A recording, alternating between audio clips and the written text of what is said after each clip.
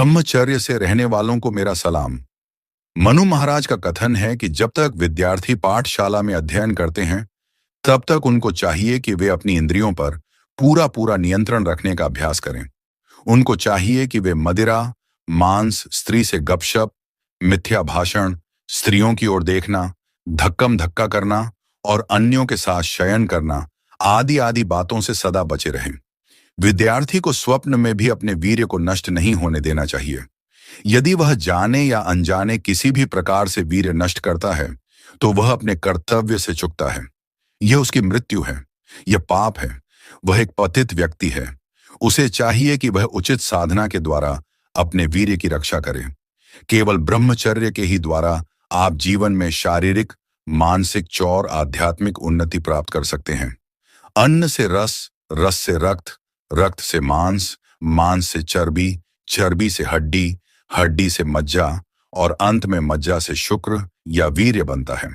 जो मज्जा हड्डियों के भीतर छुपा हुआ रहता है, उससे वीर्य उत्पन्न होता है। वह सूक्ष्म स्थिति में शरीर के सब सूक्ष्म भागों में पाया जाता है। ये ही 7 धातु इस शरीर और जीवन का आधार है। गौर कीजिए कि वीर्य कितना कीमती है। आयुर्वेद के अनुसार रक्त की 80 बूंदों से वीर्य का एक बूंद बनती है।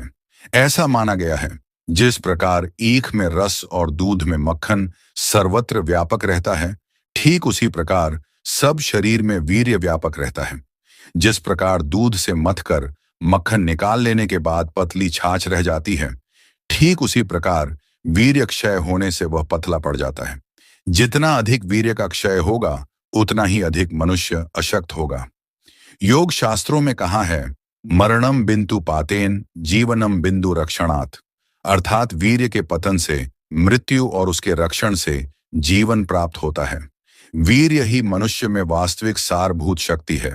वह मनुष्य के लिए गुप्त निधि है। वह मुख पर कांति, ब्रह्म तेज और बुद्धि में तीव्रता प्रदान करता है। अंडकोश की थैली में जो 2 अंडकोश रहते हैं, उनको लाव या रस ग्रंथियां कहते हैं। इन अंडकोशों में एक विशिष्ट पदार्थ रहता है जो रक्त से वीर्य उत्पन्न करता रहता है।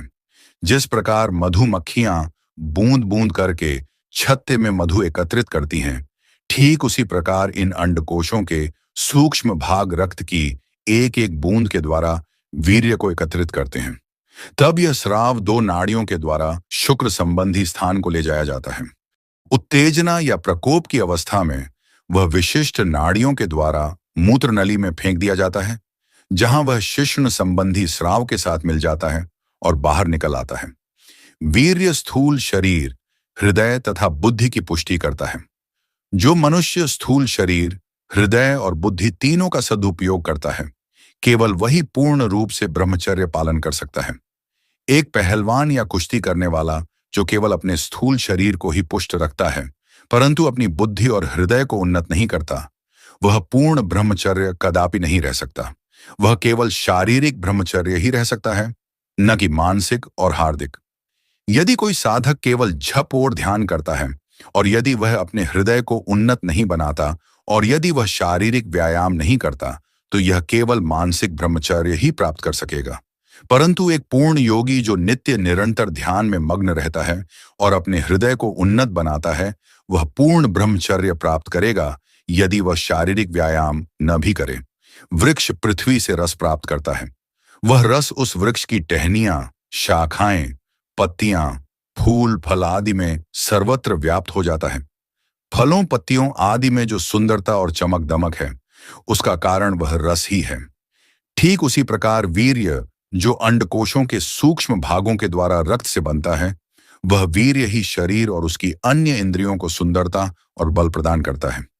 इसलिए आज से ही ब्रह्मचर्य पालन करना शुरू कर दीजिए और हमारे चैनल को सब्सक्राइब कर लीजिए, जिससे कि आपका माइंडसेट टंच रहेगा।